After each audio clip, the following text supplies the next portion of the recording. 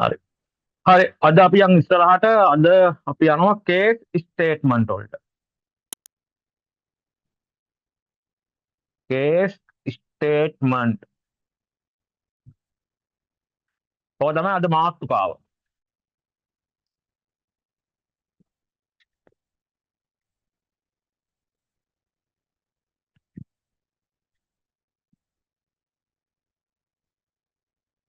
Statement. හරි. Pascal වලම නේද sir?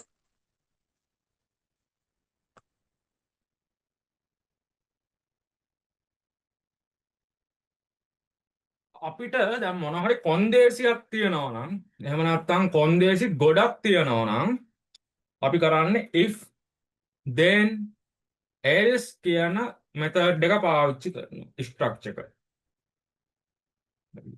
මේකේ කොන්දේසියක් ඇතුලේ කොන්දේසියක් තියෙනවා නම් ඒ කියන්නේ එක if එකක් තියෙනවා මෙතනට කන්ඩිෂන් එකක් දානවා ඊට පස්සේ then කියලා එනවා. හරි. අපි ඊගාවට ලියනවා වෙන්න ඕනි දෙයක් මොකක් හරි. නැත්නම් ස්ටේට්මන්ට් එකක්. ස්ටේට්මන්ට් else එකෙන් එහෙම නෙවෙයි නම් කියලා දාලා ආය if දානවා. ආය කන්ඩිෂන් එකක් දෙනවා. ආය ස්ටේට්මන්ට් එකක් දෙනවා. ආය else දානවා. ඔහොම ගියාම මේක අපිට ටිකක් හරි කරදරයි මේ වැඩේ කරගන්න. මේ වැඩේ කරගන්න ගියාම if ගොඩක් ලියන්න ඕනේ.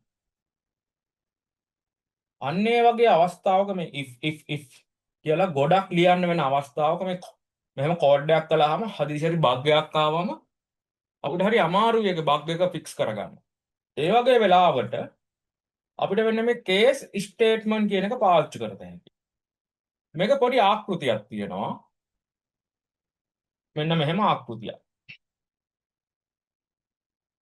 අපි මෙතෙන්ට දානවා විචල්ලේ අපේ වේරියබල් එක. ඊට පස්සේ මෙන්න මේ විදිහට අපිට ලියාගෙන යන්න තියෙන්නේ. මේක තමයි මේකේ ආකෘතිය. එහෙම නැත්නම් ස්ට්‍රක්චර් කියනවා.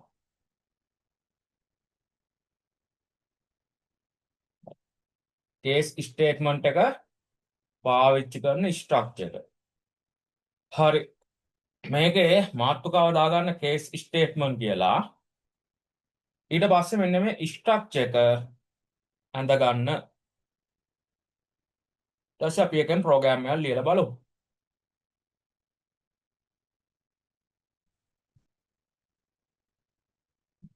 ඇඳගෙන ඉවර වෙලා ලියාගෙන ඉවර වෙලා මට මෙසේජ් එකක් දාන්න.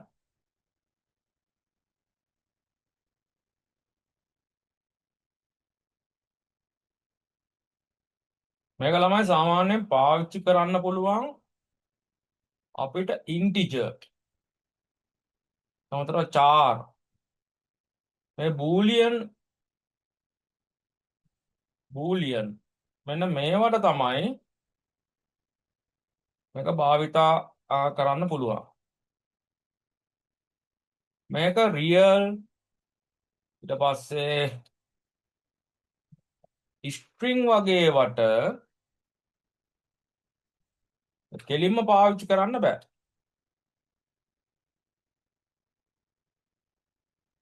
කේස් ස්ටේට්මන්ට් එක අපිට ඉන්ටිජර් char බූලියන් වගේ වට තමයි ප්‍රධාන වශයෙන් භාවිතා කරන්න පුළුවන්.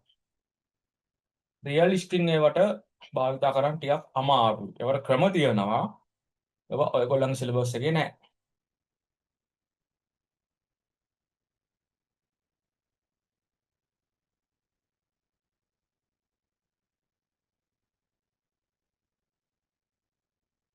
හරිද? ලිව්වද?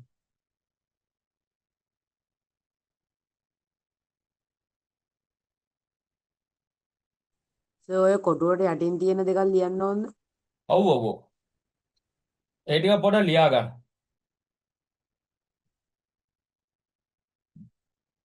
මේකට බය වෙන්න එපා. මේක මේ එක්සෑම් එකේ O level එක්සෑම් එකේවත් ලොකුවට අහන්නේ නැහැ මේවා. චූටි ප්‍රශ්නයක් අහන්නේ.